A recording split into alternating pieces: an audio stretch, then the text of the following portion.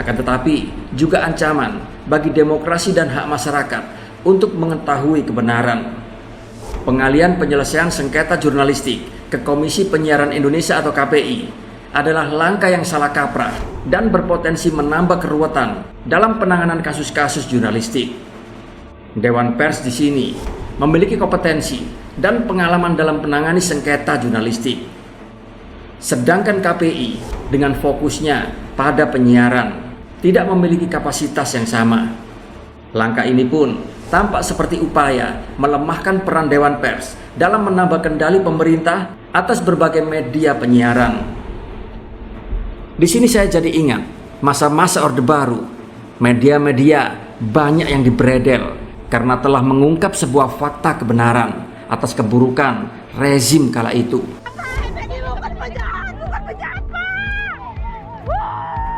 Dibuka oleh PT Maesa.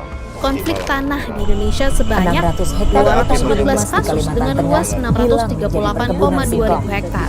Dari data tersebut, satu modalitas kuat dalam karya jurnalistik profesional. Nah, yang kedua adalah soal penyelesaian sengketa jurnalistik. Penyiaran media investigatif itu adalah satu modalitas kuat dalam karya jurnalistik profesional. Nah, yang kedua adalah soal penyelesaian sengketa jurnalistik. Di dalam RUU ini dituangkan di penyelesaian itu justru akan dilakukan oleh lembaga yang sebetulnya tidak punya mandat penyelesaian etik terhadap karya jurnalistik. Mandat penyelesaian karya jurnalistik itu ada di Dewan Pers dan itu dituangkan dalam undang-undang.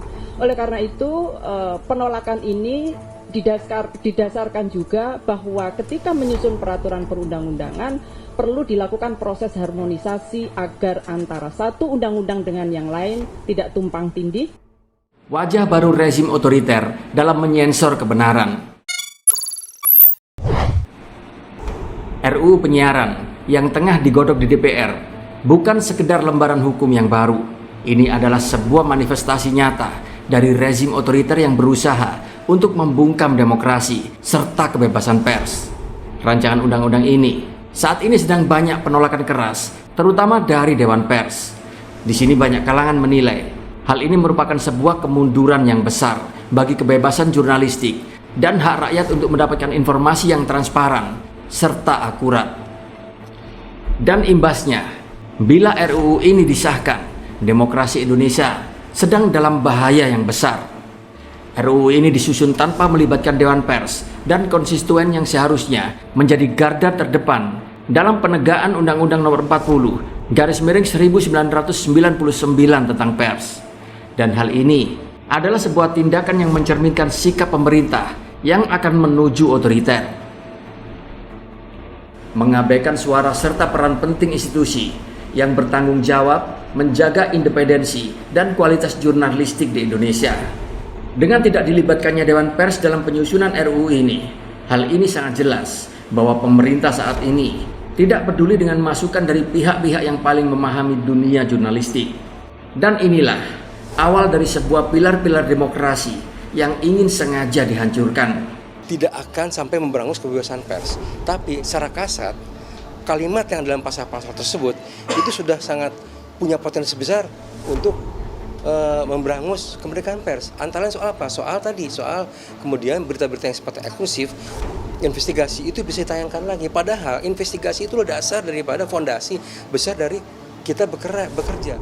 Larangan terhadap media untuk melakukan peliputan investigasi adalah sebuah serangan langsung terhadap esensi jurnalisme. Padahal investigasi adalah salah satu modalitas kuat dalam karya jurnalistik profesional yang memungkinkan pengungkapan sebuah kebenaran di balik layar kekuasaan. Tanah gunung mas yang berpasir tak cocok untuk singkong, sehingga tanaman ini meranggas, kurus dengan daun kuning untuk usia 6 bulan. Dari 10 meter lahan berisi 10 batang singkong, 2 mati. Selama ini pemerintah sama sekali tidak pernah menyampaikan rencana ini kepada warga, Pak ya? Ini tidak pernah sama sekali. Makanya kami terkejut. Kok tiba-tiba langsung alat berat masuk, kemana masuknya? Tak tahu menimpa tempat kami, termasuk lahan kami. Seperti halnya investigasi masalah food estate yang dilakukan oleh banyak media. Ternyata proyek strategis nasional ini menyimpan banyak sekali kebusukan. Padahal anggaran yang digelontorkan untuk proyek strategis ini bersumber dari APBN yang juga merupakan uang rakyat. Dengan melarang peliputan investigatif, di sini artinya pemerintah seolah berusaha menyensor sebuah informasi yang seharusnya diketahui oleh publik demi untuk melindungi kepentingan segelintir elit yang imbasnya sebuah kebenaran informasi yang bisa mengancam posisi mereka pun akan mati terkubur. Undang-undang yang ada telah dengan tegas melarang segala bentuk penyensoran, pemberedelan, dan pelarangan terhadap karya-karya jurnalistik berkualitas. Namun RUU ini justru membuka pintu lebar-lebar bagi praktek-praktek tersebut.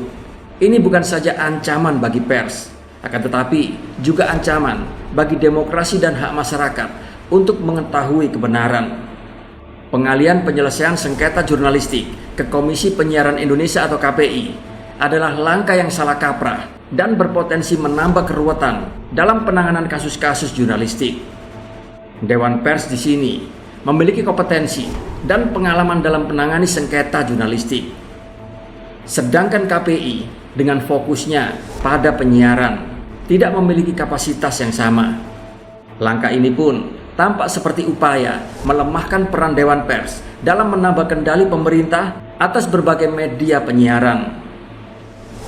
Di sini saya jadi ingat masa-masa Orde Baru. Media-media banyak yang dibredel karena telah mengungkap sebuah fakta kebenaran atas keburukan rezim kala itu.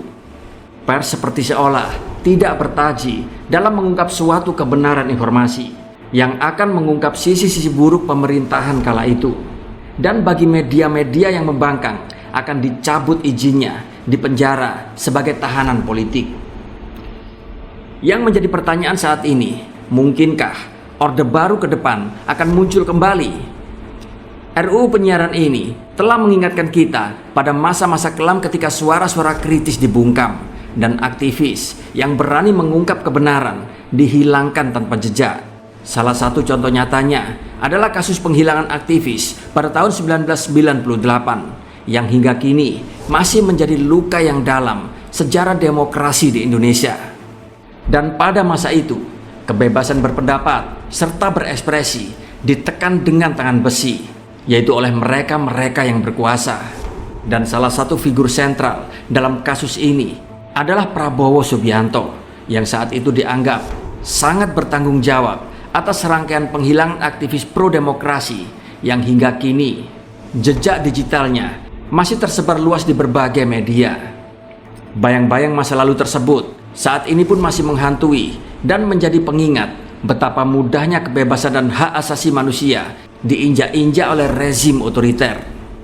Dengan adanya RUU penyiaran yang mengancam kebebasan pers, Indonesia tampaknya sedang bergerak mundur, yaitu kembali ke era di mana pemerintah berusaha mengontrol semua informasi serta membungkam semua kritik.